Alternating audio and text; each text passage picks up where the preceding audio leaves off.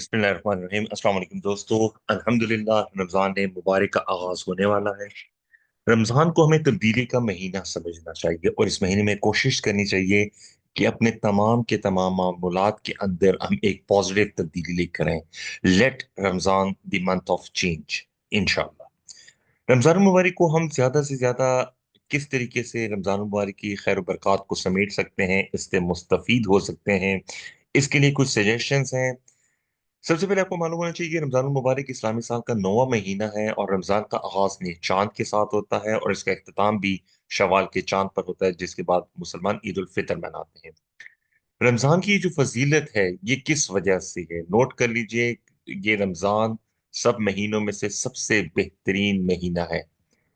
रमजान मुबारक में कुरान मजीद नाजिल हुआ था। अल्लाह कुरान में फरमाते हैं, औज़ु बिल्लाहि मिनश शैतानिर रजीम, बिस्मिल्लाहिर रहमानिर रहीम, शहरु रमजान अल्लज़ी उनज़िला फ़ीहिल कुरआन। रमजान का महीना वो है जिसमें कुरान मजीद नाजिल किया गया।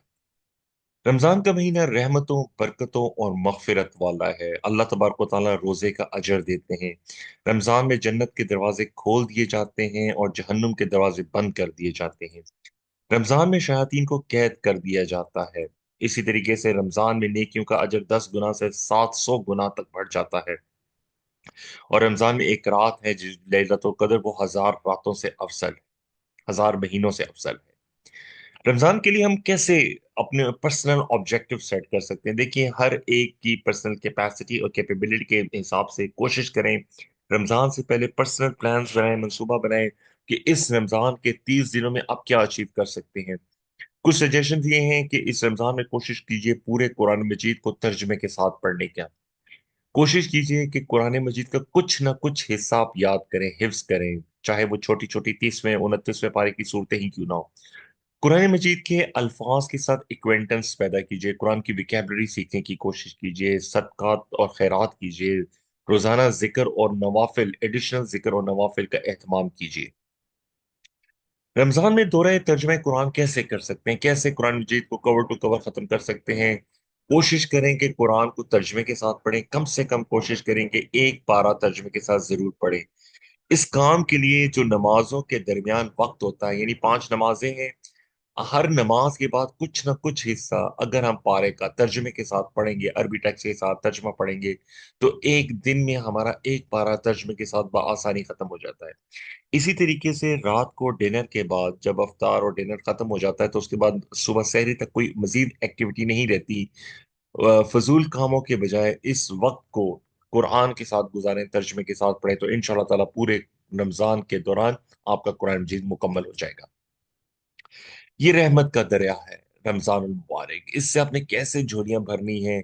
नमाज की बाजमात पाबंदी अदा करें, सुन्नत और नवाफिल अदा करें, तहज्जुद पढ़ने की कोशिश करें, नमाज में खुशू और खुजू करें, रोजाना तिलावत करें, कुरान मजीद को तर्जुमे के साथ पढ़ें, कुरान की तफसीर को पढ़ने की कोशिश करें, कुरान मजीद पर तदब्बर करने की कोशिश करें, कुरान का कुछ ना कुछ हिस्सा याद करें, जुबान को हमेशा जिक्र से तर रखें, दुआ का खुसूसी एहतमाम करें। एक्सक्लूसिवली अफ्तार और सहरी का टाइम दुआओं के लिए बहुत मुफीद होता है।